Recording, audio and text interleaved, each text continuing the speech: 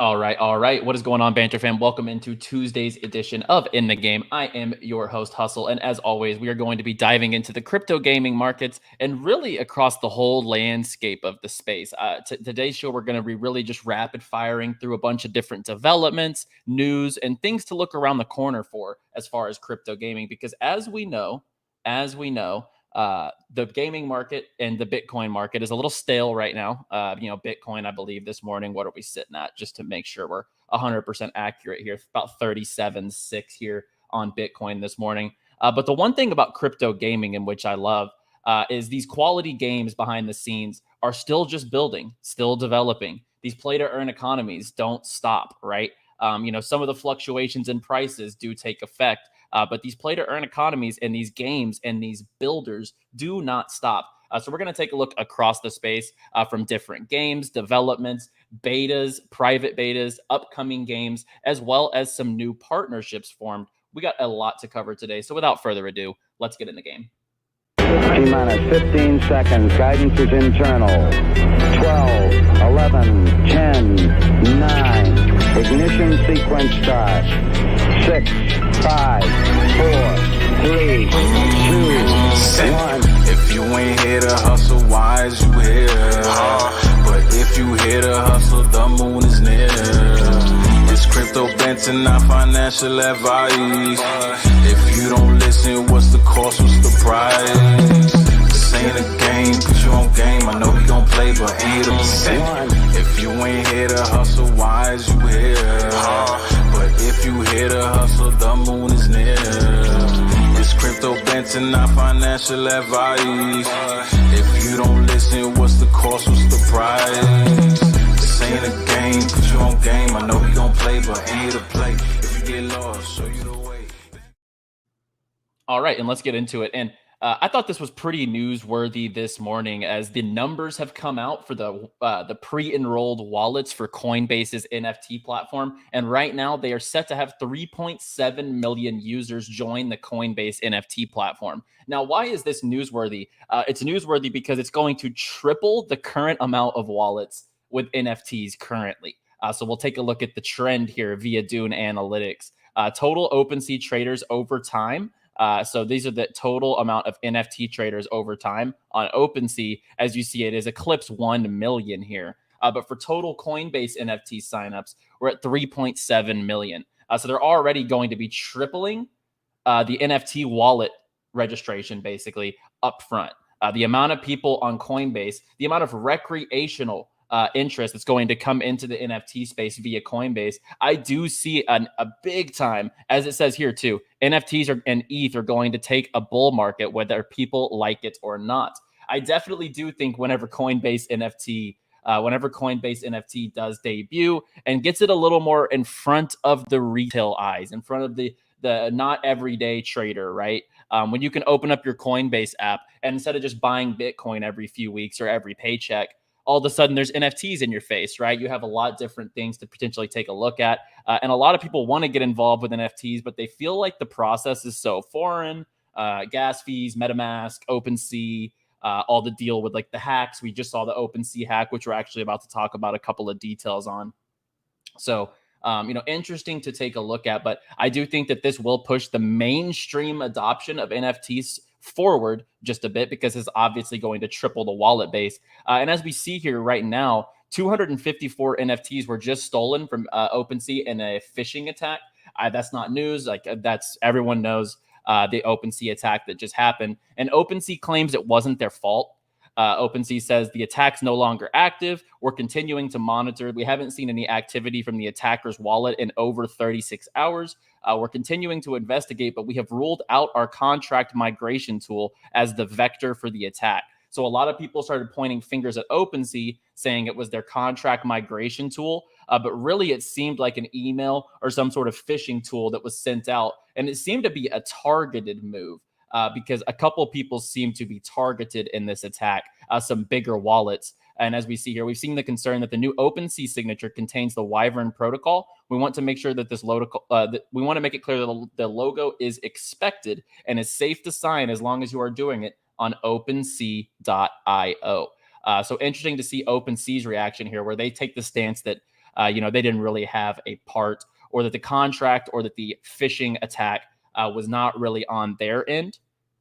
But I just wanted to kind of parlay that all into one with the Coinbase NFT going to OpenSea. OpenSea just had this exploit, but it doesn't really look like to be OpenSea's fault. But we're about to triple the number of OpenSea wallets here with the Coinbase NFT platform. So look for major NFT adoption. And I think that that's just, supply and demand. You're putting the ability to trade NFTs in front of 3.7 million more wallets. I think that that's absolutely amazing. And I think that that will push the space forward even more than where we are now. And I talk about Ubisoft along with like Animoca Brands and a couple other key tones across the space always seem to be, lurking and a part of the projects that we're a part of, right? It seems Ubisoft backs a lot of quality projects like Ultra and a couple other games in the space. And Ubisoft is the gaming studio, I would say, that's leading the trend as far as trying to push developers towards Web3, trying to push players towards NFT gaming. And just today, they come out with another statement where they believe the metaverse is the next stage of gaming. Now, I don't think this is really new from Ubisoft. Ubisoft, even when their NFT sales for their Ghost Recon game really flopped. I mean, they did really, really bad. You could look up the sales numbers for the first few weeks. It was not good for their unique NFTs because gamers just don't understand NFTs yet. But Ubisoft doesn't care. They're going to keep pushing the track and going forward because they see the future. They're not going to let their player base right now, even though, most studios do just listen to their players. If the players have criticism, they would have taken it off. But Ubisoft sees the opportunity here. And even though it's the players complaining, it's the players who will express gratitude down the line when they can actually own their assets and retrade their assets. At the end of the day, NFT gaming is only trying to redistribute value back to the player. It's not the other way around. It's not a cash NFT gaming for a gaming studio. They have much more to lose by bringing in NFT games than to gain because these studios make a lot of money on secondary transactions, right? So I think that once gamers grasp kind of the concept of what an NFT is inside of a game, and we'll actually see that these studios are not trying to exploit you. If they're moving into Web3, they're actually trying to put the ball in your court. They're trying to put the power in your hands, power to the players. So I think that Ubisoft is really setting that tone, and I love to see that they just continue to push the space forward. And I'm happy that a big studio with a bunch of quality titles down their list, as you see here, the Far Cries, you have Ghost Recon, you have Rainbow Six, Assassin's Creed. There's so many different games and different, basically just trilogies or different lineage of games through Ubisoft. And I think that the capability they can bring to blockchain is probably endless. Imagine if they came out with a full-blown Rainbow Six Ghost Recon NFT game, right? Those would be massively adopted because those would really put a lot of games out there right now to shame, for example. So if Ubisoft pivots over, that's going to be massive. And I think it's safe to say that they will, and they already are. It's just a matter of time. And I thought that this was interesting because so much of these fashion brands are already involved in the metaverse. Nike, Adidas, we have all these brands swarming into the metaverse. You have Gucci making all of these partnerships as well. So now Puma joins the party a little bit, makes their username Puma.eth. And if you're aware, obviously, Ethereum name service. So basically, you can, instead of putting your wallet address, you can basically just set Puma.eth as who you're sending something to, for example, on Ethereum. And what this is primarily used for, why I think it's newsworthy, is most people utilize .eth addresses in NFTs. So interesting to see Puma kind of taking on the trend here, going Puma.eth. As we know, a lot of Twitter personalities or just wallet addresses in general, they get that Ethereum name service and that .eth. That is only looking towards NFTs, right? Metaverse NFTs, that's what this is meaning. So Puma is looking towards the metaverse, which I absolutely love. And then let's start taking a look at a couple of games, individual games. Let's get away from narratives. Let's get away from overall, all-encompassing crypto gaming and NFT news. Let's get into some specific project-based news. And Crabada, we've been really, really heavy on the last few weeks, and is a game that, passively speaking, is paying very, very nicely, despite the fluctuations in the economy. And just like Pegaxy we talked about yesterday, they just recently made a lot of key changes to their economy. So let the economy bounce back a little bit, and I'll redo a earnings guide on this game whenever that does settle and the strategies are all in place and people really know the best methods to earn at maximum potential with the new update. But what we're seeing here is daily active users on the idle game at 3,800 about, up 10% over the last 7 days. So a 10% increase in daily active players in just a week, as well as a 30% increase in marketplace active users daily over the last 7 days. So that's very strong to see. And this matches up here. This matches up about 3.66 thousand 24-hour users. So that would almost line up with the players that they are estimating, that Crabada is estimated at 3.795. So very strong numbers here. And it's a game that's growing, guys. I mean, simply put, if I go to 30 days, they have grown their player base 43% on chain in the last 30 days. So this game is definitely rapidly growing, and I don't think it's going to slow down. The battle game, I think, will only actually bring more attention to the game because it becomes more of a multifaceted game. Right now, it's just the idle game mainly. You can mine or you can loot, right? So eventually, when you can actually go and battle, like Axie Infinity, for example, and here's like a screenshot of the battles, for example, or it would actually be like the game, but I'll just play this really quick and you'll be able to see the battle. It's just like the setup is exactly like Axie Infinity.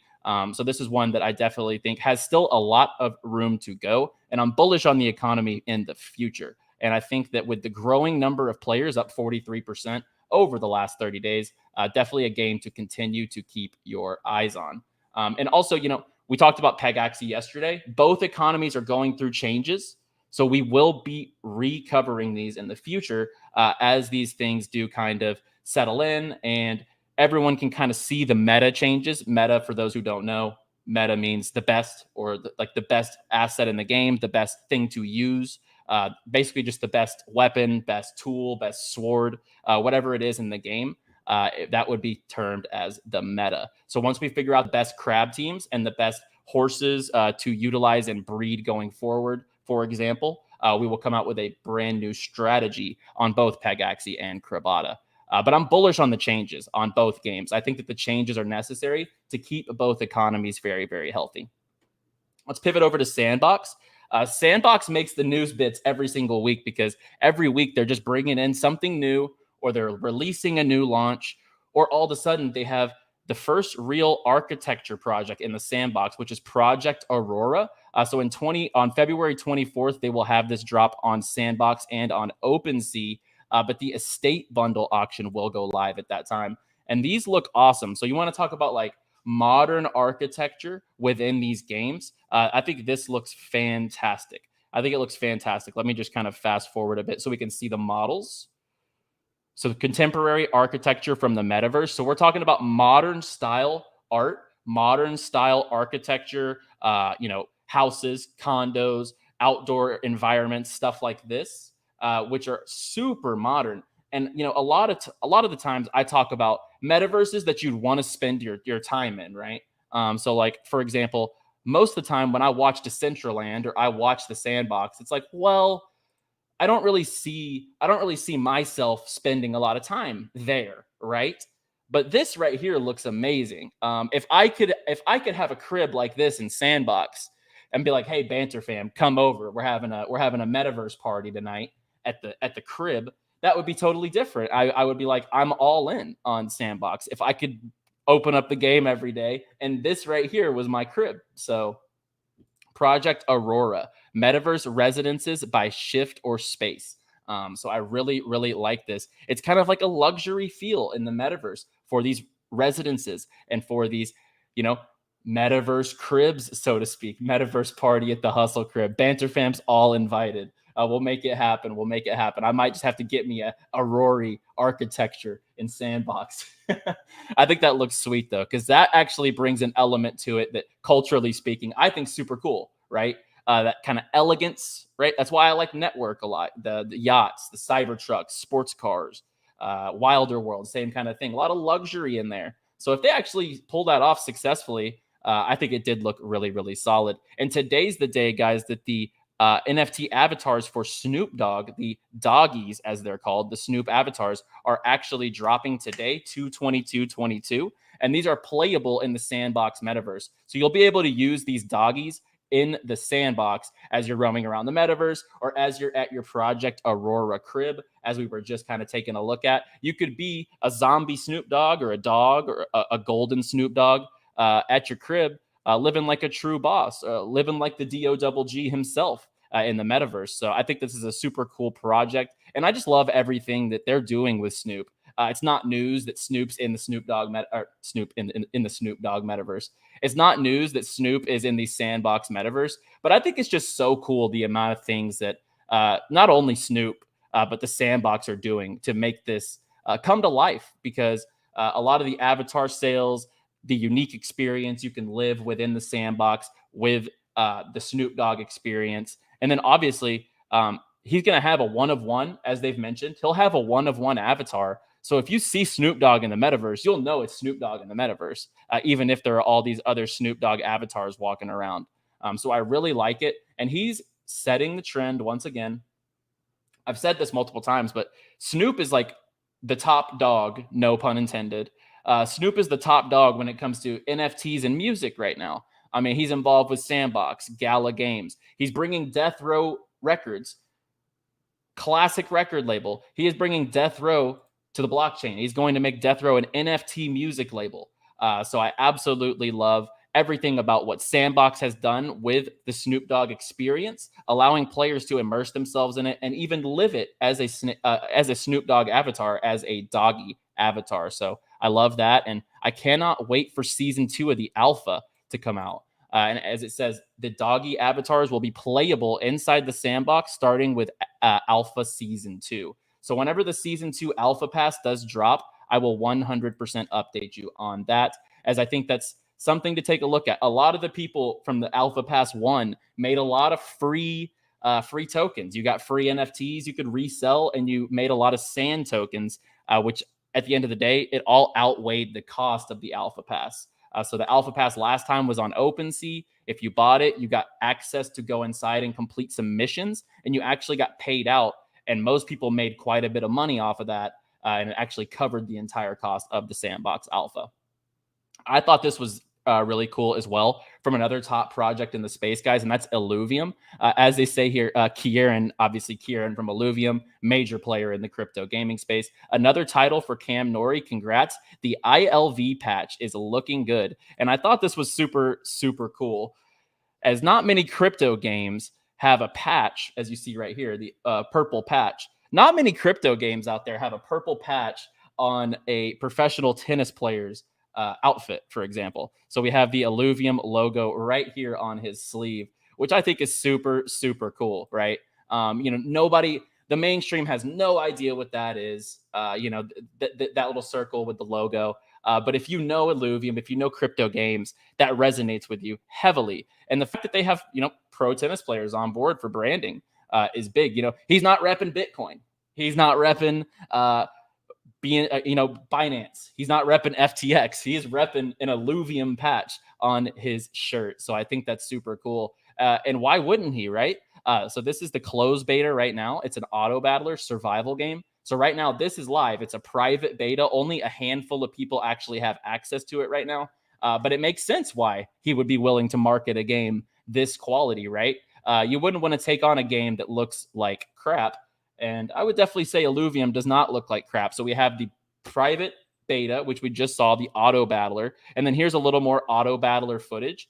So this would be kind of the battle board as things are progressing. And there's so many cool animations, all the characters doing their different attacks and moves. So this just really looks top of the line. It really looks top of the line. And they have something for everybody, which I really like. So they have the auto battler modes with these big time environments and stuff like that. They have the survival mode, which we just saw in the private beta. And then also the open world mode, which I've shown this gameplay before, but this looks incredible. So it's going to have a little taste of everything. It's going to have a little taste of everything for people who like the open world gameplay, for people who just want to play sort of a battle game or a little more of an idle experience. So I'm really looking forward to Illuvium top to bottom. This game really looks like it's going to lead the way and be one of the best in the space. I've listed out my games that I really think are going to be the best in the space. And Illuvium is one of those projects. And when it comes out this year, I think, this could be one of the first games. It's really like, okay, crypto games are legit. Right now, a lot of people look at crypto games as like mobile apps from 2008, right? A lot of people look at crypto games as like a mobile app that you would have had on your iPhone 1 or your iPod Touch back in middle school, so to speak. So if these games actually develop to the limits that Illuvium can take it, I think that the space can go a long way from that, and will feed off of that because more quality developers will be like, okay, crypto gaming is something we need to take serious if a serious product does hit the market, like Illuvium. And this is their land building gameplay. So Illuvium 0 mobile gameplay. So I looked into this just to make sure it was accurate. This is for mega city builders. Illuvium Land is waiting for you. Arrive, derive, and thrive. Will your super complex maximize your land's resource output? So this is kind of the resource land app, the Illuvium 0 mobile game. So I just love the amount of multifaceted, multi-genre, not multi-genre, so to speak, but yeah, there's something for everybody within Illuvium, and I think it's going to really change the space going forward. And let's close off with a little rapid fire news. I have been telling on the show, and Jamie mentioned when he came on from Vulcan Forge, CEO of Vulcan Forged, he mentioned that they are about to come out with a major partnership. And they are teasing this over and over again as they say, Vulcan doesn't tend to do fashion. But when he does, he makes sure to bring the biggest names in the industry. And as you see here, it shows kind of a tease of someone walking down a fashion runway, kind of showing their wrist area, someone like their fashion, as well as their shoes. So it's kind of teasing a fashion partnership here. So I'm super excited to see what kind of fashion partners Vulcan Forge is going to bring in, because they're very unique. Vulcan Forge is in that medieval, that kind of setting across all of their games, right? So I'm going to love to see what they bring in. And with the hashtag hustle, so the Hustleverse as something that PYR is also building, it makes me think that the fashion brand will be more integrated into the futuristic world of the Hustleverse than potentially in the world of Vulcanverse. Another project that we've covered here, I'm super bullish on it. Land sales are around the corner. That's Heroes of Mavia. Heroes of Mavia is like the Clash of Clans of the blockchain, and they just led another fundraising round. Their last round, they successfully brought in Binance Labs. They already have backers such as Binance Labs, Delphi Digital, Animoca Brands, Alameda Research. All the major guilds are getting behind this game because this game is going to be extremely quality. But then they go ahead and triple down, basically. They said Animoca, Binance, Alameda, that's not enough. We want Crypto.com capital. So Heroes of Mavia secures $2.5 million strategic funding led by Crypto.com capital. This also saw participation in this round from the likes of Hashkey, Merit Circle, GuildFi, YGG, and Avocado Guild. So it seemed like a pretty guild-focused raise as far as the totality of who was involved. But then obviously Crypto.com capital leading the way. This right here is one of my favorite projects that's around the corner. I think that the hype built around it, the community that they have already inside their Discord ready for this game. The land sales are super hyped, and the land sales are pretty well priced. So I'm excited to see the demand for those, right? Because they're not cheap. I would say their lands are not very cheap as far as a mint goes. So we'll see how it all plays out, but I'm super bullish on Mavia, and I think it really can be one of those mobile games because it's going to be on your phone, which I think is key. You don't have to be attached to your desk all day to play. You can pick up your cell phone and you can actually play these apps, which I think is going to be big. So Mavia will have that available when it does release. And when the land sale gets closer, guys, I will update on that as well. And also, I might have mentioned this last week, guys, but I feel like I didn't, to be honest. So I want to throw this out there. If you don't know, guys, Sin City recently actually changed their name of their project over to Mobland. So we are looking at Mobland, but this is the same Sinner. The token is still Sinner, SYNR. And they're keeping it that because it's based around syndicates So initially their name was based around Syndicate City, SYN City. They were facing some legal hiccups and potential lawsuits. So they went ahead and avoided that by going ahead and changing their name to Mobland. So just so you know, when you see Mobland out there, this is the same Sin City project. It's not some ripoff that took all their art and says that we're Sin City or something like that. So just so you know, if you're looking through your coin market cap or crypto games, this is the same project. They just changed their name, all the same backers, all that good stuff. So I just wanted to make that clear because I get it. They wanted to avoid a lawsuit. A lawsuit would have pushed back the time scale. A lawsuit would have pushed back the time scale big time. So I enjoy that they actually took this route, changed the name, and went ahead and now they're like, we're going to focus on development now. They can actually focus on releasing the stage 1 of the game, which they have mentioned. So I definitely love that. Hustle, do you still believe in Sin City project? Yeah, I absolutely love this project. And from what the founders said, now that this is behind them, the name change, they can actually start rolling out everything that they have prepared. So I'm super bullish on Sin City, aka Mobland, moving forward. And I'll have to get used to calling it Mobland, because I'm super used to just calling it Sin City. So looking forward to Mobland. And then let's end it up here with Wilson from Good Games Guild. And Good Games Guild is super involved in actively getting scholars into new games. And recently, they just onboarded 120 new scholars to the Wasted Lands. It's a puzzle RPG strategy post-apocalypse metaverse. But the next, as they said, will be CyBall, Happy Land, and Starbots. And I keep preaching that this game right here, CyBall, will be one of the biggest scholar games coming up. Every single guild got involved here. Every main guild is involved with CyBall. You can go on their website, all their games that they list. CyBall is a part of all of these games. And their launch is today, the 22nd of February, 2022, the official game launch. So I will definitely be trying this out. After I settle in, after my move. As you see in the background, we've got no wall art. We got no wall art today. I'm actually about to, right after this, I'm packing up the PC setup. And we're about to get the moving truck and make a move. So I will actually be at a brand new studio tomorrow. Once I get a little bit of free time, either later this evening or tomorrow, I'll actually start playing this game because I have some assets ready to go. And I'm ready to kind of put it to the test because I've been seeing the guild interest here. And I think that there's something there. And if the guilds have interest, that means there's going to be a player earning worth their time. So I'm going to definitely take a look at this economy, guys. This game comes out today.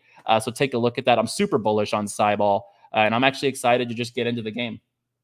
It looks super cool, and the app looks slick. The gameplay looks pretty straightforward.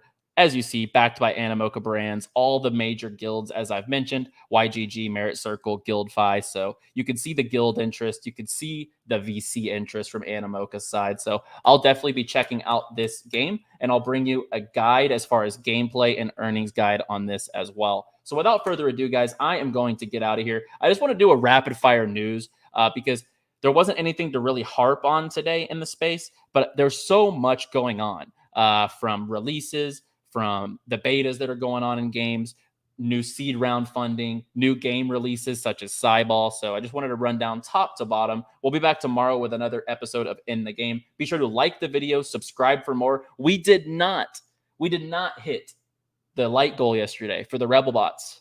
We did not hit the light goal. So we did not hit 2.5K. We only hit 1.5K. Let's settle in the middle. If we can hit 2,000 likes by this time tomorrow, I will give away the Rebel bots on the show. 2,000 likes. Let's take it down. So I shot for 2,500. We got 1,500. Let's go for 2,000 likes. If we get 2,000 likes, we'll give away the Rebel bots on the show tomorrow. I'll be back then. Until then, play well, my friends.